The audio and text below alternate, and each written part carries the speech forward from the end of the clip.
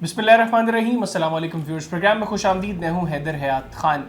हुकूमत पाकिस्तान तहरीक इंसाफ पर पाबंदी के हवाले से अब सीरियस दिखाई दे रही है। एक जानब तो कल जो वफाकी काबीना का इजलास हुआ उसमें यह पाबंदी का मामला उठाया जाना था, लेकिन उसको मौखर किया गया।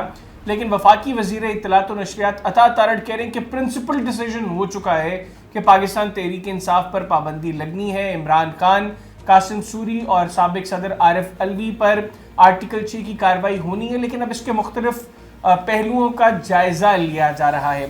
तो अगर पाकिस्तान तहरीक इंसाफ पर पाबंदी लगती है तो प्लान बी क्या होगा पाकिस्तान तहरीक इंसाफ का, किस तरीके से रिएक्ट करेगी पाकिस्तान तहरीक इंसाफ, इस पर प्रोग्राम में डिस्कशन करेंगे। फिर ये कि जो भूख हड़ताली कैंप पाकिस्तान तहरीक इंसाफ की जानिब से लगाया गया है इस्लामाबाद में कौमी असम्बली के बाहर, उस पर काफ़ी मजाक उड़ाया जा रहा है, उसका मकसद क्या है, इसको भी जो है वो प्रोग्राम में जानने की कोशिश करेंगे। फिर ये कि क्या इमरान खान ने जेल में जो सहाफ़ियों से गुफ्तगू के दौरान एतराफ़ किया कि 9 मई के रोज़ जो एहतजाज हुए, जो सेंसिटिव लोकेशंस थी, हसास मकामात थे, उनके सामने जो एहतजाज हुए, उसकी प्लानिंग में पाकिस्तान तहरीक इंसाफ के अंदर कौन कौन मुलव्वस था, इन तमाम चीज़ों को डिस्कस करेंगे। और इसके लिए मेरे साथ खुसूसी तौर पर टेलीफोन लाइन पर मौजूद है अली मोहम्मद खान साहब, पाकिस्तान तहरीक इंसाफ के सीनियर रहनुमा हैं। अली मोहम्मद खान साहब, बहुत शुक्रिया आपके वक्त का। सर, सबसे पहले ये बताइएगा कि अता तारड़ साहब कह रहे हैं कि उसूली फैसला हो चुका है, प्रिंसिपल डिसीजन लिया जा चुका है कि पाकिस्तान तहरीक इंसाफ पर पाबंदी लगाई जाएगी, लेकिन अभी इसके हवाले से मुख्तलिफ ऑप्शंस जो हैं उनको देखा जा रहा है, मुख्तलिफ पहलुओं का जायज़ा लिया जा रहा है। अगर पाबंदी लगती है पाकिस्तान तहरीक इंसाफ पर तो क्या होगा, फिर क्या रिएक्शन होगा पाकिस्तान तहरीक इंसाफ का? बहुत शुक्रिया। बिस्मिल्लाहिर्रहमानिर्रहीम। अल्लाहुम्मा सल्लि व सल्लिम व बारिक अला सय्यिदिना मुहम्मद व अला आलि मुहम्मद। देखिए, तहरीक इंसाफ पे पाबंदी लगाना पाकिस्तान की जमहूरियत पे एक हमला होगा, और जमहूरियत पे हमलों के ये लोग आदी हैं, इन्होंने हमेशा ये किया है। अगर किसी को पाकिस्तान की तारीख का नहीं पता, मेरे ख्याल में किताब से कोई खास शरफ नहीं है इनकी कॉमिशन मिनिस्टर साहिबा का, तो इनको करना चाहिए कि ऑपरेशन मिडनाइट कॉल क्या था और IGI क्यों बनी, कैसे बनी, और जिया साहब की खबर पे किसने अहद किया था कि उनका मिशन मैं पूरा करूंगा। जिया साहब का मिशन कुछ भी हो सकता है, जमहूरियत का फरोग तो नहीं हो सकता। और जमहूरियत पे बार बार नशद खून मारा, और जब उस पर बस नहीं हुई सुप्रीम कोर्ट पे हमला किया, और जब उस पर बस नहीं हुई तो फिर डॉन लीक करके पाकिस्तान की जड़ें हिलाई। तो ये शहबाज साहब किसी और को कहानियां सुनाए, कहानियां हमें ना सुनाए।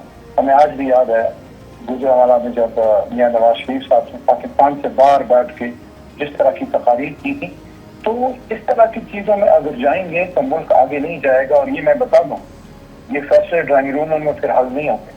25 करोड़ अवाम की अक्सरियत इमरान खान साहब के साथ है, सही, और हम सब लोगों ने बड़ी मुश्किल से लोगों को पॉलिटिकली हैंडल किया हुआ है। तो हम चाहते हैं कि इन मामलों का हल जो है वो गलियों और बाजारों में ना हो, बल्कि इसका हल जो है वो अदालत में और पार्लिमान में हो। तो अगर शहबाज शरीफ साहब समझते हैं कि गुफ्तगू से इसका हल निकले, तो फिर वो भी जरा अपने हरकारों को जो है उनकी रस्सी जरा थाम लें।